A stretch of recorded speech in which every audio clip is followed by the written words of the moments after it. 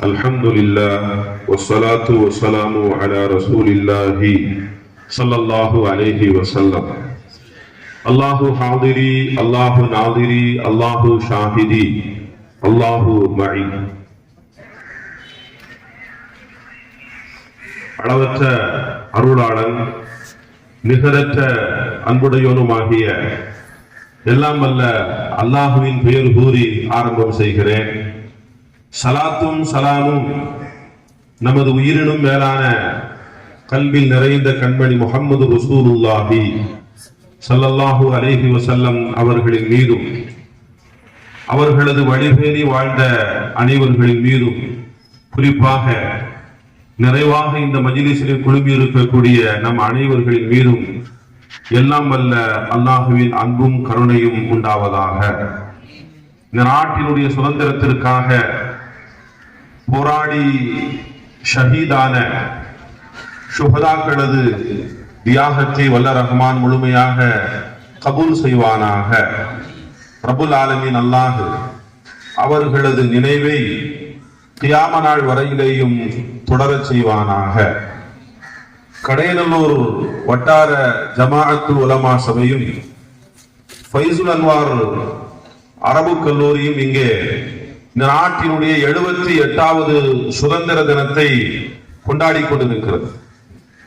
இங்கே பேசிய பெருமக்கள் சுதந்திரத்தை கொண்டாடுவதற்கு முஸ்லிம்கள் தான் மிக தகுதியானவர்கள் என்று இங்கே குறிப்பிட்டார்கள். அந்த முஸ்லிம்கள் மிக தகுதியானவர்கள் சங்கைக்குரிய உலமாக்கள் என்கின்ற செய்தியை இங்கே எனக்கு முன்னால் பேசிய வரலாற்று ஆசிரியர் அண்ணன் இப்ராஹிம் அண்ணன் இங்கே குறிப்பிட்டார். நான் இங்கே அதற்கு மேலாக ஒரு செய்தியை சொல்ல விரும்புகிறேன். இந்த நாட்டினுடைய சுதந்திரத்தை கொண்டாடுவதற்கு மிக அருகதை உள்ள இடங்கள் மதரசாக்கள். முஸ்லிம்கள் இந்த நாட்டினுடைய சுதந்திரத்திலே மிகப்பெரிய பங்களிப்பை செய்திருக்கிறார்கள், உலமாக்கள் செய்திருக்கிறார்கள்.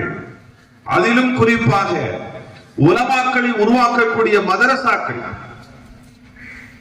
இந்திய சுதந்திரத்திலே வீரமிகு உலமாக்கள் என்ற ஒரு புத்தகத்தை பேராசிரியர் ஜவாஹிருல்லா எழுதியிருக்கிறார். அந்த புத்தகத்திலே அவர் குறிப்பிடுகிறார், 300 ஃபத்வாக்களை மதரசாக்கள் வெளியிட்டது சுதந்திரத்திற்கு ஆதரவாக. ஆங்கிலேயர்களோடு ஒத்துப்போக கூடாது, அந்த ஏகாதிபத்தியத்திற்கு அடிபணிவது, அவர்களுக்கு கீழ்ப்படிந்து நடப்பது அது ஹராம் என்று உள்பட 300 ஃபத்வாக்களை மதரசாக்கள் வெளியிட்டது. இந்த ஃபத்வாக்கள் இஸ்லாமிய சமூகத்திடத்திலே ஒரு மிகப்பெரிய எழுச்சியை உண்டாக்கியது. இது இந்த நாட்டினுடைய சுதந்திரத்திற்கு மிகப்பெரிய பங்காய் அமைந்தது என்று பேராசிரியர் ஜவாஹிருல்லா அந்த புத்தகத்திலே குறிப்பிடுகிறார். அன்பிற்குரியவர்களே, இந்த நாட்டினுடைய நிலைமையை அண்ணன் இப்ராஹிம் இங்கே குறிப்பிட்டார். நாட்டிலே இந்த சுதந்திரத்திற்காக போராடிய மனிதர்களின் பெயர்கள் மறைக்கப்படுகிறது என்பதை தாண்டி யாரெல்லாம் போராடவில்லையோ அவர்களெல்லாம் சுதந்திர போராட்ட தியாகிகளாக உருவாக்கப்படுகிறார்கள். திப்பு சுல்தானுடைய வரலாறு எல்லாருக்கும் தெரிஞ்சது. மைசூர் வேங்கை என்றெல்லாம் அவர் போற்றப்படுகிறார். அவரை பற்றி உண்டான ஒரு வரலாற்று தொடரை தூர்தர்ஷன் ஒளிபரப்பு செய்தது. இன்னைக்கு இருக்கலையா பொதிகை டிவி, அந்த டிவியில ஞாயிற்றுக்கிழமை திப்பு சுல்தானுடைய வரலாறை காலை 10 மணிக்கு ஒளிபரப்புவார்.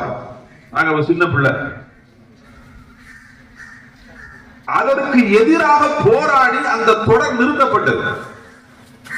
அதிலும் பாருங்கள், அந்த தொடர் வெளிவரக்கூடிய அந்த நேரத்திலேயே ஆரம்பத்தில் இப்படித்தான் டைட்டில் போடுவாங்க, இது ஒரு கற்பனை காவியம்.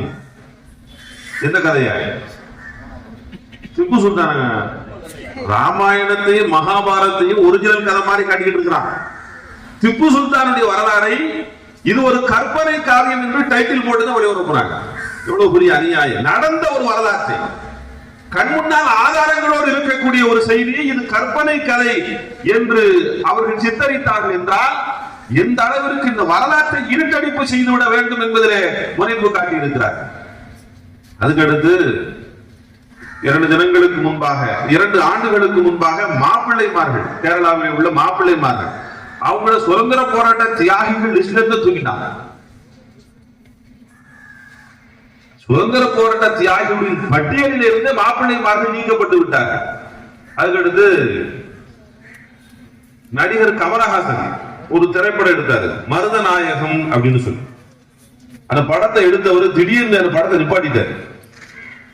எனக்கு நிப்பாட்டிட்டீங்கன்னு கேட்டதுக்கு இல்ல இல்ல என்கிட்ட காசு இல்லாத எடுக்கிறதுக்கு அப்படின்னு சொல்லி நிப்பாட்டிட்டார். அது உண்மையான காரணமா?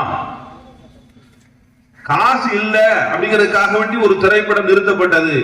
அதை தாண்டிய பிரம்மாண்டமான பொருட்செலவுகளோடு எவ்வளவு ஏற்பாடுகள் நடந்து கொண்டு இருக்கிறது இங்கே. அப்ப உண்மையான காரணம் என்ன என்று சொன்னால், மருதநாயகத்தினுடைய வரலாறு மக்களிடத்தில் போய் சேர்ந்து விடக் கூடாது. எத்தனை பெரிய ஒரு உணர்ச்சி பூர்வமான வரலாறு அது. மருதநாயகம் தூக்கில இடப்படுகிறார். தூக்கில இடப்பட்டு அடக்கம் செய்யப்பட்ட பிறகு தூக்கில போட்ட அதிகாரியுடைய கனவிலே வருகிறார் மருதநாயகம். அந்த ஆளு தூக்கத்திலிருந்து இருந்து எழுந்து, ஒருவேளை உண்மையிலே இந்த ஆளு கபரை உடைச்சிட்டு வந்தாலும் வந்துடுவாரு அப்படின்னு சொல்லி பயந்து கபரை தோண்டி எடுத்து ஜனாசாவை கழுத்தை விட்டு, கையை விட்டு, காலை விட்டு என்பதாக உடலினுடைய ஒவ்வொரு உறுப்புகளையும் அடக்கம் செய்யப்பட்ட பிறகு கபரில இருந்து தோண்டி எடுத்து இப்படி செய்தார்கள் என்று சொன்னால், அந்த மாவீரனுடைய ஜனாசா கூட அவர்களை பயமுறுத்தி இருக்கிறது. இப்படிப்பட்ட ஒரு வீரதீரமான வரலாறு அது திரைப்படமாக வெளிவருகின்ற போது, வெகுஜனங்களின் பார்வைக்கு போகின்ற போது, மருதநாயகம் என்பவர் யூசுஃபான் என்கின்ற ஒரு முஸ்லிம் என்பதாக அறியப்படுகின்ற போது, முஸ்லிம்களது தியாகங்கள் வெளியே வரக்கூடிய சூழல் வரும். எனவே அதை அப்படியே போட்டு அமுக்கு, படத்தை வெளிவிடாம ஆக்கு. அன்பர்களே, நாம் திரைப்படத்திற்கு ஆதரவானவர்கள் அல்ல, ஆனால் வரலாறு மறைக்கப்படுகிறது என்பதற்காக இந்த உதாரணத்தை இங்கே சொல்லுகிறேன். ஜெனரல் ஹட்சன் என்பவர், அவர் ஒரு மிக முக்கியமான அதிகாரியாக இருக்கிறார். அவர் ஒரு புத்தகம் எழுதுகிறார். அந்த புத்தகத்தில் அவர் குறிப்பிடுகிறார், ஒரு அசுர பலம் கொண்ட ஒரு அரசை இங்கே சுதந்திர போராட்டம் என்கின்ற பெயரிலே சிலர்கள் எதிர்த்து நிற்கின்றார்கள். அவர்களது உயிரை பற்றி அவர்கள் கொஞ்சம் கூட கவலைப்படவில்லை. ஒருவேளை இந்த தேசம் சுதந்திரம் பெற்றுவிட்டால், இந்த இந்திய மக்கள் மிகவும் அதிகம் ஞாபகத்திலே வைக்க வேண்டியது மௌலவிமார்களை தான் என்று எழுதுகிறார். யார்? ஆங்கிலேய அதிகாரி, மிக உயர்வான பொறுப்பில் இருந்தவர். அவர் எழுதுகின்ற வரலாற்றிலே மௌலவிமார்கள் தான் மிக அதிகமாக நினைவில் வைக்கப்பட வேண்டியவர்கள் என்று எழுதுகிறார். காரணம் என்ன? 1857 அண்ணன் இப்ராஹிம் அவர்கள் சொன்னதை போல மிகப்பெரிய ஒரு சுதந்திர போராட்டத்திற்குண்டான நிலை. அதில் 2 லட்சம் நபர்கள் கொல்லப்படுகிறார்கள். எல்லா சமூகத்தையும் சார்ந்த மொத்த எண்ணிக்கை 2 லட்சம் என்று சொன்னால், உலமாக்கள் எண்ணிக்கை மட்டும் 51,000 தாண்டி, உலமாக்கள் எண்ணிக்கை மட்டும் 51,000 தாண்டி என்று சொன்னால், எந்த அளவிற்கு சுதந்திர வேட்கையிலே போராட்டத்திலே தன் இன்னுயிரையும் தியாகம் செய்ய தயாராக களத்திலே நின்று இருக்கிறார்கள். அதைத்தான் அவர் எழுதுகிறார். இப்படிப்பட்ட தியாகம் செய்திருக்கிறார்கள் அவர்கள். எனவே ஒருவேளை இந்த தேசம் சுதந்திரம் பெற்றால் கூட இந்த மக்கள் ஞாபகத்தில் வைக்க வேண்டியவர்கள் இங்கே உள்ள மௌலவிமார்கள் என்று எழுதுகிறார். டெல்லியினுடைய வழிநடுகளே உள்ள மரங்களிலே 500 உலமாக்களது ஜனாசாக்கள் தொங்கியது என்றெல்லாம் வரலாறு எழுதுகிறது. ஆனால் இந்த வரலாறுகளை எல்லாம் மறைத்து ஒரு ஆளை கொண்டு ஜெயில கொண்டு போடுறாங்க.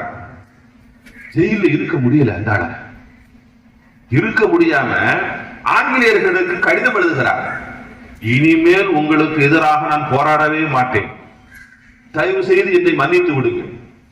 இந்த பலகீனமான பிள்ளையினுடைய தவறை தாய் உள்ளம் கொண்ட நீங்கள் மன்னிக்காமல் வேறு யார் மன்னிப்பார் அப்படின்னு சொல்லி ஒரு கடிதம் இல்லை, ஏராளமான கடிதங்களை எழுதி இந்த தேசத்திற்கு எதிராக நான் நிற்க மாட்டேன், இந்த அதிகாரத்திற்கு ஆட்சியாளர்களுக்கு எதிராக நான் நிற்க மாட்டேன் என்று சொல்லி, அதற்கு பிறகு ஆங்கிலேயர்களால் மன்னிப்பு கொடுக்கப்பட்டு வெளியே வந்தவர் தான் சாவர்கர். ஆனா அவரு மன்னிப்பு கடிதம் கேட்டு கெட்டு கூத்தாடி ஆங்கிலேயர்களை வானலாக புகழ்ந்து நீங்கள் தாயுள்ளம் கொண்டவர்கள், நீங்கள் இரக்கம் காட்ட வேண்டும் என்று காலில் விழுந்து கொஞ்சி வெளியே வந்துட்டு அவர் இன்று மிகப்பெரிய ஒரு தியாகி போல இன்று உள்ள ஆட்சியாளர்களால் காட்டப்படுகிறார்.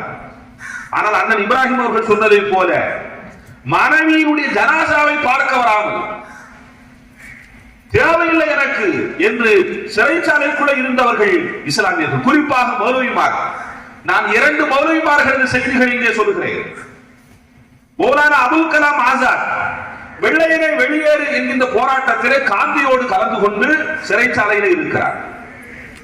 இந்த வெள்ளையனே வெளியேறு அப்படிங்கிற முழக்கத்தை முதலில் சொன்னவர்கள் யார் என்று சொன்னால் உலமாக்கள் தான் சொன்னார். ஜமியத்தே உலமாய ஹிந்தினுடைய முழக்கம் தான் வெள்ளையனே வெளியேறு என்கின்ற முழக்கம். அந்த போராட்டத்தில் கலந்து கொண்டு சிறைச்சாலையில் இருக்கின்ற போது அவர்களது மனைவி சுலேகம்மா வஃபாத் ஆயிட்டாங்க செய்தி வருது.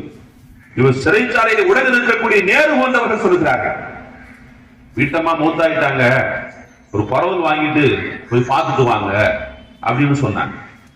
வீட்டம்மா ஜனாசா ஆயிட்டாங்க, போய் பார்த்துட்டு வாங்க சொன்ன போது இந்த வெள்ளையர்களிடத்தில் என்ன கொஞ்சம் வெளியில விடுங்க என்று நான் கேட்பதா? தேவையில்லை, என் மனைவியின் ஜனாசாவுக்கு கூட நான் போக வேண்டிய அவசியம் இல்லை என்று சொன்னவர் மௌலானா அபுல் கலாம் ஆசாத். அதே போல ஹஜரத் மொஹானி அவர் உருது மஹல்லா அப்படின்னு ஒரு பத்திரிகை நடத்துறாங்க. அந்த பத்திரிகையில வெளிவந்த ஒரு கவிதை, அது ஆங்கிலேயர்கள் சாடுவதை போல தெரிந்த போது அந்த கவிதையை எழுதியவர் யார் என்று காட்டிக் கொடுங்க, உங்களை நாங்கள் விட்டு விடுகிறோம் என்று ஹஜரத் மொஹானி இடத்திலே பேசுகிறார். அவர் சொல்றாரு, என் பத்திரிகையில வரக்கூடிய எல்லா கருத்தும் என் கருத்து தான், எனக்கு உடன்பட்ட கருத்துக்களை மட்டும்தான் பத்திரிகையில பதிவேற்றம் செய்கிறேன். எனவே உருது மஹல்லாவில் வரக்கூடிய எல்லா கருத்துக்களும் என்னுடைய கருத்து, அதுல நான் தான் மிக முக்கியமான பொறுப்பாளர். எனவே என்ன தண்டனை வேண்டுமானாலும் எனக்கு கொடுங்கள், எழுதியவர் என்னால் காட்டி கொடுக்க முடியாது அப்படிங்கிறார். சிறைச்சாலையில் கொண்டு போடுறாங்க. எந்த ஜெயில போட்டாங்க அப்படிங்கிறது அவங்க வீட்டில் உள்ளவங்களுக்கு தெரியாது, மனைவிக்கு தெரியாது. அவங்க மனைவி நிறைமாத கர்ப்பிணி, கணவர் சிறைச்சாலையில இருக்கிறார், குழந்தை பெற்றெடுக்கிறார். பிள்ளை பிறந்த உடனே அந்த அம்மாவுக்கு என்ன ஆசை வரும்? நம்ம கணவத்தை நம்ம பிள்ளையை காட்டணும். ஆனா எங்க இருக்கிறாங்க தெரியாது, எந்த சிறைச்சாலையில் இருக்கிறார் தெரியாது. அந்த அம்மா ஒவ்வொரு சிறைச்சாலையாக தன் பிள்ளையை தூக்கி கொண்டாடுகிறார்.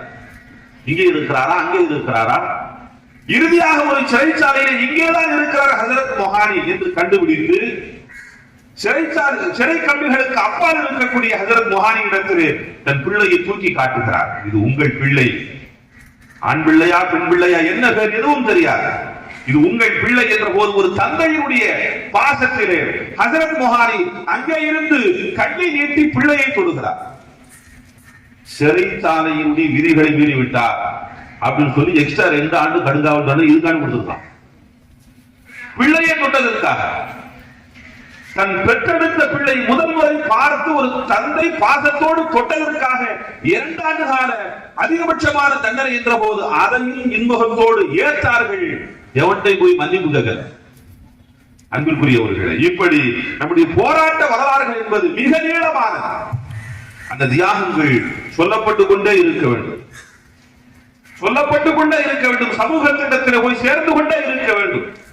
இறுதியாக ஒரு செய்தியை சொல்லி முடிக்கிற ஒரு பழைய கதை, எல்லாருக்கும் தெரிஞ்ச கதை தான். இந்த பாட்டி வடை சுட்ட கதை தெரியும் தான் எல்லாருக்கும். பழைய கதை சத்து அறுதப்பழ சத்து தெரியும். அதாவது அந்த கதையை 2 மாதிரி சொல்லுவாங்க. ஒண்ணு, பாட்டி வடை சுட்டுச்சு, காக்கா வந்து தூக்கிட்டு போயிட்டு, அப்போ எது வந்து சொல்லுச்சு, பாட்டு படிக்குது.